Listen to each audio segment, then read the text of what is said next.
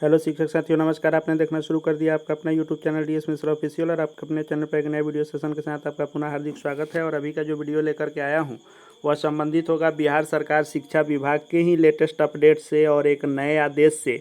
जैसा कि अब आप अवगत हो चुके हैं कि शिक्षा विभाग के द्वारा प्रतिदिन रोज नए फरमान निश्चित रूप से जारी किए जाते हैं और जो भी आदेश पत्र जारी किए जाते हैं उसको प्रत्यक्ष रूप से विद्यालयों में ही अनुपालन उनका करना होता है और शिक्षक और प्रधानाध्यापक को उसका अनुपालन करना होता है और उसको धरातल पर लाने की जिम्मेवारी पूर्ण रूप से प्रधानाध्यापक और शिक्षकों की ही तय की जाती है। ऊपर से आदेश निकलते हैं और उस आदेश के अनुपालन के लिए जिला से लेकर ब्लॉक स्तर तक आदेश पत्र निर्गत होते जाते हैं और अंततः शिक्षक और प्रधानाध्यापक को उसको फॉलो करते हुए धरातल पर लाना होता है। तो अब आप जान चुके हैं कि ग्रीष्मावकाश के बाद, यानी जो नाम की ग्रीष्मावकाश रही, पूरे ग्रीष्मावकाश भर विद्यालय चले ही, शिक्षक ड्यूटी किए ही, लेकिन अब उसके बाद जब स्कूल खुल चुके हैं तो स्कूल भी जो खुले हैं और यह जो 16 मई से स्कूल की टाइमिंग रखी गई है 30 जून तक सुबह 6 बजे से 1:30 बजे तक, जो बहुत ही अटपटा सा है और व्यवहारिकता के तौर पर तो इसको बिल्कुल स्वीकार नहीं किया जा सकता है। लेकिन चूंकि विभागीय आदेश है तो किसी भी रूप में और किसी भी तरह से उसको आपको पालन करना ही होता है। उसी कड़ी में एक पुनः शिक्षा विभाग के द्वारा आदेश लाया गया है। उसी आदेश को लेकर के मैं आया हूं कि क्या वह आदेश है उसको हम लोग आज के वीडियो में जानेंगे। तो वीडियो ज़रूरी है और अंत तक आप ज़रूर सुन लेंगे। और अब तक अगर चैनल से नहीं जुड़े हैं तो चैनल को सब्सक्राइब करके बेल आइकन को प्रेस कर लेंगे, क्योंकि शिक्षा जगत की हर एक महत्वपूर्ण अपडेट मैं आपको देते रहता हूँ। तो इस बार जो शिक्षा विभाग का आदेश है वह संबंधित है कि वैसे भी छात्रों को आपको पढ़ाना है अब जो विद्यालय में अभी तक नामांकित भी नहीं हैं। और किनको पढ़ाना है, कैसे पढ़ाना है, किस वर्ग के लिए है, उसको आप लोग देख लीजिए।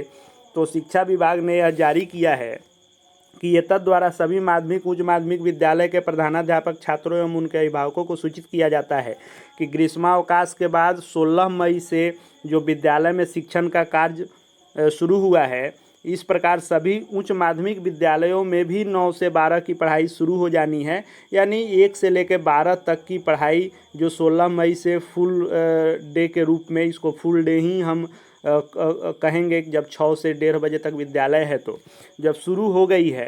तो इसमें कहा जा रहा है कि बिहार लोक सेवा आयोग के द्वारा लगभग 1 लाख अध्यापक केवल माध्यमिक और उच्च माध्यमिक में ही नियुक्त किए गए हैं। अतः आदेश दिया गया है कि कक्षा 9, 10, 11, 12 में भी शिक्षण कार्य जो है दिनांक 16/5 से सुचारू रूप से चले।